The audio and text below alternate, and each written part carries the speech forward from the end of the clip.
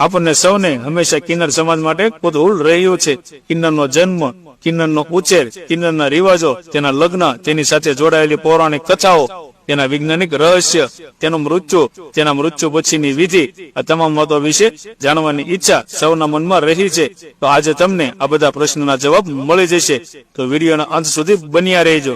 આપણે જેમને માતાજીના ભક્ત તરીકે ઓળખીએ છીએ એવો કિન્નર સમાજ આમ જોવા જઈએ તો સામાન્ય સમાજથી જુદો તરી આવે છે. એવું કહી શકાય કે સમાજથી જુદો તરી આવે છે, અથવા તો એવું પણ કહી શકાય કે સમાજથી તરછોયેલા અલગ સમાજ છે.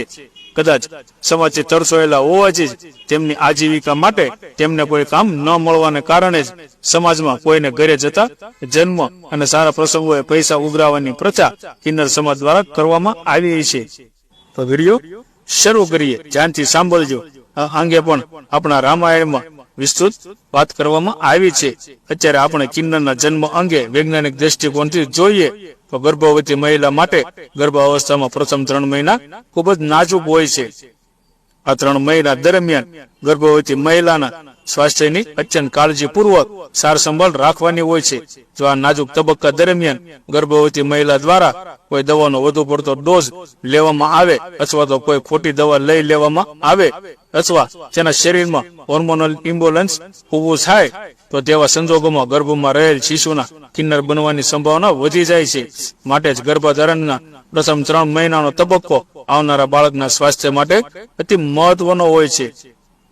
કિન્નર અંગેનો વૈજ્ઞાનિક દ્રષ્ટિકોણ તો આપણે જાણી લીધો, પણ આ અંગે આપણને તેનું પૌરાણિક રહસ્ય જાણવામાં પણ રસ હોય એ સમજી શકાય છે. આપણા પૌરાણિક ગ્રંથ ગરુડ પુરાણમાં કિન્નરનો ઉલ્લેખ મળી આવે છે. તેમાં જે જણાવ્યા મુજબ જે પુરુષ બળાત્કારનો અપરાધ કરે છે, કિન્નર ખોરી, ચોરી, ખૂન અને સ્ત્રીની છેડતી જેવા ગુનાઓમાં સંડોવાયેલા પુરુષને બીજા જન્મમાં કિન્નરની યોનિ પ્રાપ્ત થાય છે. કિન્નર તરીકે જન્મેલા બાળકનું લાલન પાલન પણ કિન્નર સમાજ પોતે જ કરે છે. આ પણ સમાજની એક વિડંબના નથી તો શું છે કે કિન્નર તરીકે જન્મેલા બાળકને માતા પિતા જ કિન્નર સમાજને સોંપી દેતા હોય છે. કિન્નર સમાજમાં આવનારા બાળકોનો સ્વાગત કિન્નર સમાજ દ્વારા ખૂબ ધામધૂમથી કરવામાં આવે છે. અને જેમ જેમ બાળક મોટું થતું જાય તેમ તેમ તે કિન્નરોથી જોડાયેલી પરંપરા સાથે જોડાય છે. ખુશીના પ્રસંગો પોતાને હક માંગવા આવી જતા કિન્નરો માટે વાલ્મીકી રામાયણમાંથી પણ એક કિસ્સો મળી આવે છે. રામ તેમના વનવાસ માટે નીકળ્યા ત્યારે તેમની પાછળ જતી અયોધ્યાની પ્રજા અને કિન્નરોને રામે પરત ફરવા કહ્યું.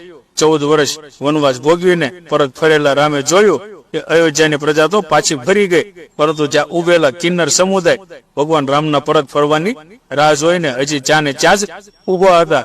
કિન્નરોની શ્રદ્ધાથી ખુશી થઈને ભગવાન રામે તેમને આશીર્વાદ આપ્યા કે કિન્નરોના મુખમાંથી નીકળેલા આશીર્વાદ ક્યારે વ્યર્થ નહીં જાય અને તેમને સમાજ દરેક ખુશીની પળોમાં સામેલ કરશે. માનવામાં આવે છે કે આ પછી કિન્નરોમાં સમાજમાં ખુશીના પ્રસંગને જઈ અને તેમનો લાગુ મેળવવાની પરંપરા શરૂ થઈ. કિન્નરોમાં પણ લગ્નની પરંપરા છે. તેમના લગ્ન એમના દેવ કેરાવન સાથે કરવામાં આવે છે. મહાભારતમાં તેનો ઉલ્લેખ કરવામાં આવ્યો છે કે ભગવાન શ્રી કૃષ્ણએ એક દિવસ માટે સ્ત્રીનું રૂપ ધારણ કરીને કેરાવન સાથે લગ્ન કર્યા હતા. ત્યારથી કિન્નરો પણ એક દિવસ માટે કેરાવન સાથે લગ્ન કરે છે. ઇન્દ્રપ્રસ્થ નગરીમાંથી 1 વર્ષ માટે બહાર રહેલા અર્જુનનો પરિચય દક્ષિણ ભારતમાં નાગ રાજકુમારી સાથે થયો અને બંનેને પ્રેમ લગ્ન કર્યા. તેમનો પુત્ર એટલે કે એરાવન દેવ આ એરાવન પોતાના પિતા અર્જુનને મળવા નીકળ્યા. એ સમયે મહાભારતનું યુદ્ધ ચાલતું હતું અને પાંડવોએ પોતાની જીત માટે માતા મહાકાળીને એક રાજકુમારની બલિ આપવાની હતી. એ સમયે અન્ય કોઈ પાંડવ રાજકુમાર બલિ માટે તૈયાર ન થતા એરાવન દેવ બલિ આપવા તૈયાર થયા, પરંતુ તેમણે પહેલા લગ્ન કરવાની ઈચ્છા દર્શાવી. બીજે દિવસે જેનો બલિ ચડાવવાનો હોય તેને કોણ પોતાની દીકરી પરણાવે? માટે શ્રી કૃષ્ણ ભગવાને એક દિવસ માટે સ્ત્રીનું સ્વરૂપ ધારણ કરી એરાવન સાથે લગ્ન કર્યા. આ પરંપરા અનુસાર કિન્નર પણ એક દિવસ માટે એરાવન દેવ સાથે લગ્ન કરે છે. બીજે દિવસે એરાવનનો બલિ ચડી ગયો એમ માની વિલાપ કરે છે. ત્યારબાદ તેમની કિન્નર તરીકે સામાન્ય જિંદગી શરૂ થાય છે. કિન્નર સમુદાયને પણ તેમના ગુરુ હોય છે અને એમ માનવામાં આવે છે કે કિન્નરોના ગુરુને કિન્નરના મૃત્યુની જાણ અગાઉથી થઈ જતી હોય છે.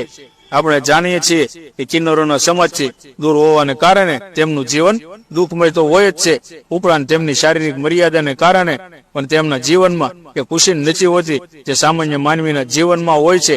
પરંતુ અતિ કમનસીબની વાત એ છે કે મૃત્યુ પછી પણ કિન્નર તરીકે નો પડછાયો તેમનો પીછો છોડતો નથી. કિન્નરોનું માનવું છે કે જો કોઈ મનુષ્ય કિન્નરની અંતિમ યાત્રા જોઈ લેતો આગળના જન્મમાં તેનો જન્મ પણ કિન્નર યોનિમાં થાય છે. માટે મૃતક કિન્નરની અંતિમ વિધિ રાતના અંધકારમાં ચૂપચાપ આટોપી લેવામાં આવે છે.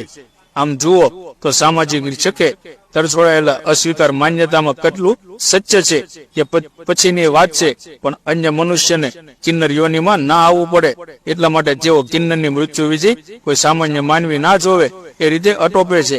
અગ્નિ સંસ્કાર પહેલા કિન્નરના વાળ કિન્નર સમાજ સામાન્ય સમાજ માટે એટલે ઉદારતા દર્શાવે છે કે તેમની આ વિચારસરણીથી સાબિત થાય છે.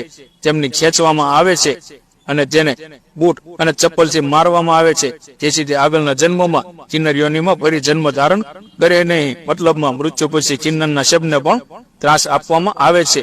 તો કે એની પાછળ કિન્નરોનો ભાવ બહુ શુદ્ધ છે તે સમજી શકાય છે, કારણ કે કિન્નર તરીકેનું જીવન જીવવામાં કેવા કેવા અવરોધો આવે છે એની ખબર તો કિન્નરને જ હોઈ શકે.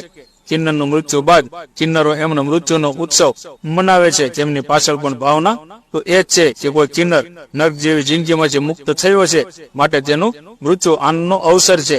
આના ઉપરથી જ કિન્નર સમાજનું જીવન કેટલું યાતનાયુક્ત હશે, કેટલું પીડાદાયક હશે એ સમજી શકાય છે. તો મિત્રો, વિડીયો કેવો લાગ્યો તે કમેન્ટ કરીને જરૂર જણાવજો.